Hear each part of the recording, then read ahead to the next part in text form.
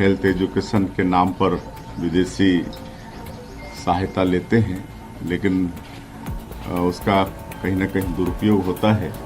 धर्मांतरण का खेल तो बहुत जोर से चल रहा है इस पूरे प्रदेश में, और विष्णुदेव खुद स्वीकार कर रहे हैं कि धर्मांतरण हो रहा है, तो सरकार में बैठ कर क्या रहे हैं। धर्मांतरण की प्रक्रियाएं अब उठकर सामने आ रही, अब उस पर ध्यान करके कार्यवाहियां की जा रही। पिछली सरकार में कार्यवाही भी नहीं होती थी। पिछली सरकार में साल का देखेंगे तो निरंक रहता था पुलिस का। और विदेशी फंड आ रहे हैं, तो विदेशी फंड के बारे में तो डोनाल्ड ट्रंप ने भी कही है कि 21 लाख बिलियन डॉलर। विष्णुदेव जी की सरकार में इस बात की बड़ी स्पष्टता है, धर्मांतरण असह्य है, नहीं सहा जाएगा। जय मसीह की मेरे सभी मसीह भाई बहनों को, आज हम एक नए वीडियो की बात करेंगे। इस वीडियो में हम बात करेंगे छत्तीसगढ़ की बात करेंगे, जहां पर हमारे मसीह भाई बहनों का विरोध हो रहा है और लोगों का यह आरोप है कि हमारे मसीह भाई बहन दूसरे लोगों का धर्मांतरण करवाते हैं। और जो छत्तीसगढ़ के डिप्टी सीएम और गृह मंत्री विजय शर्मा ने भी बयान दिया है कि पहले धर्मांतरण पर कोई कार्रवाई नहीं होती थी, लेकिन अब होगी।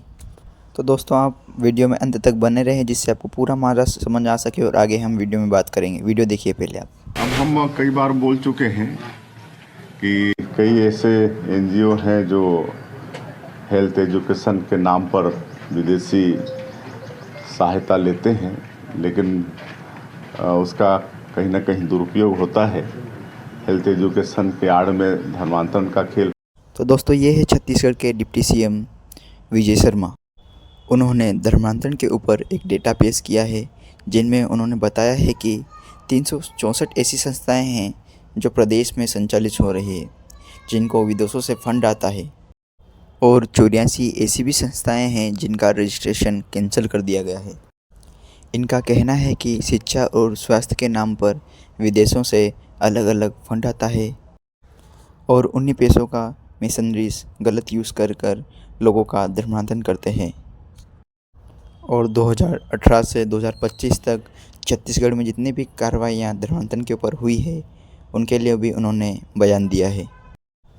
वीडियो में आखिरी तक बने रहें, जिससे आपको वीडियो की पूरी बात पता चल सके। धर्मांतरण के संदर्भ में अवैध धर्मांतरण ना हो, इसके लिए शीघ्र कठोर कानून आएगा। नहीं, इसमें बहुत स्पष्टता है। कोई भी कार्यक्रम जो सार्वजनिक होगा उसकी अनुमति लेनी है, और अगर नहीं ली गई है अनुमति तो प्रॉपर थाने में शिकायत करके पावती ले लिया जाए, कार्यवाही होगी। 153 मैंने चिन्हित की है नहीं, FCRA का वेबसाइट है, FCRA का वेबसाइट है, उसमें दिया हुआ है कि कितनी संस्थाएं हैं और उस पर वो क्या क्या कार्यवाहियाँ कर रही हैं। मेरे पास कुछ सालों के आंकड़े हैं। इसमें 19-20 में छत्तीसगढ़ में 48.39 करोड़ रुपया विदेशी फंडिंग के रूप में प्राप्त हुआ। 20-21 में 52.13 करोड़ रुपया विदेशी फंडिंग के रूप में इन संस्थाओं को प्राप्त हुआ है, और 21-22 में 71.76 करोड़ रुपया संस्थाओं को प्राप्त हुआ। इसके आगे का अभी डाटा आया नहीं। अभी ये होल्ड है सारी। नहीं, ये संस्थाओं को दिया गया है, संस्थाएं अपना काम कर रही हैं। मतलब जो धर्मांतरण की प्रक्रियाएं अब उठकर सामने आ रही, अब उस पर ध्यान करके कार्यवाहियां की जा रही। पिछली सरकार में कार्यवाही भी नहीं होती थी।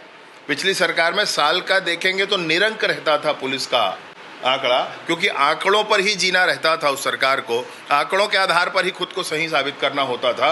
अभी बहुत स्पष्टता से पुलिस को भी कहा गया है, प्रशासन को भी कहा गया है कि आप पूरी जानकारी लें, और हर एक विषय पर जब भी सामने विषय आता है तो जरूर FIR दर्ज करके और उस पर पूरी कार्यवाही करें। इसलिए विषय दिख भी रहे हैं अब आपको। दता है, विष्णुदेव जी की सरकार में इस बात की बड़ी स्पष्टता है, धर्मांतरण असह्य है, नहीं सहा जाएगा।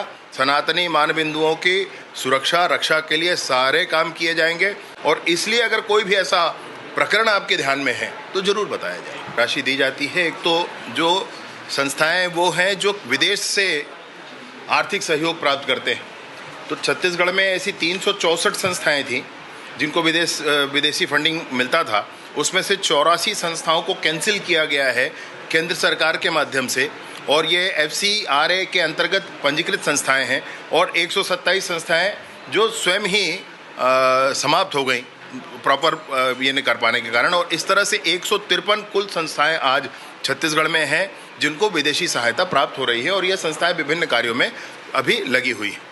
इन संस्थाओं के एक्टिविटी पर ध्यान रखना और ध्यान रख करके अगर कोई शिकायत हो तो केंद्र को सूचना करना, एमएचए के माध्यम से इन पर कार्यवाही की बात कहना, इस प्रक्रिया पर सरकार चल रही है। पहला।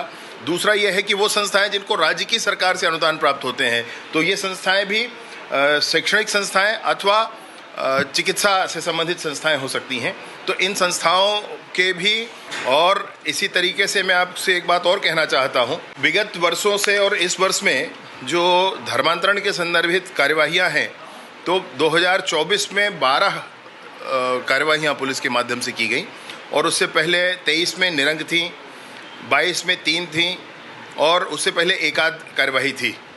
इस वर्ष भी इस बात को लेकर के पुलिस प्रशासन पूरी संजीदगी के साथ काम करेगा और विशेष रूप से पुराने प्रावधानों के अंतर्गत वर्तमान में कार्यवाहियां की जा रही हैं, परंतु इस बात की स्पष्ट चिंता हो रही है कि नए प्रावधानों की आवश्यकता है। सरकार इसमें चिंतनशील है, माननीय मुख्यमंत्री जी का स्पष्ट मार्गदर्शन इसमें है और हम जल्द ही नया कानून लेकर के आएंगे। मैंने बिल्कुल ये नहीं कहा, मैंने तो इस बात को स्वीकारा है कि चंगाई सभाओं की सूचनाएं आती और जब भी शिकायत आती है पुलिस उस पर कार्यवाही करती है। पुलिस अभी प्रशासन उस पर शांत है, मौन है। यदि विदेशी फंड आ रहे हैं तो भारत सरकार की जानकारी के बिना तो आ नहीं सकता, और धर्मांतरण का खेल तो बहुत ज़ोर से चल रहा है इस पूरे प्रदेश में, और विष्णुदेव खुद स्वीकार कर रहे हैं कि धर्मांतरण हो रहा है, तो सरकार में बैठ कर क्या रहे हैं,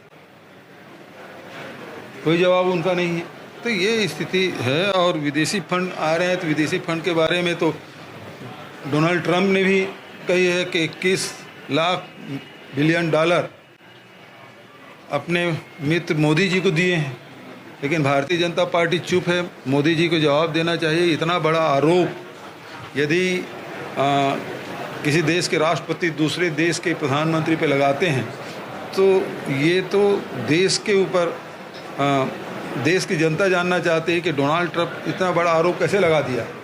तो दोस्तों, आपने भी देखा कि ये चंगाई सभा की बात कर रहे थे। चंगाई सभा में लोग अपना धर्म नहीं बदलते हैं बल्कि जीवन बदलते हैं। और जो हमारे देश की सरकार है वो देश के डेवलपमेंट पे नहीं और ना ही उन भ्रष्टाचारों को के ऊपर बात करती है जो हमारे देश में हो रहे हैं, बल्कि इनको तो धर्म की राजनीति करना है। और संविधान के हिसाब से हमको यह स्वतंत्रता मिली है कि हम किसी भी धर्म को मान सकते हैं। तो दोस्तों, ऐसे ही और वीडियो को देखने के लिए चैनल को लाइक, शेयर और सब्सक्राइब ज़रूर करें। Thank you. जय मसीह की।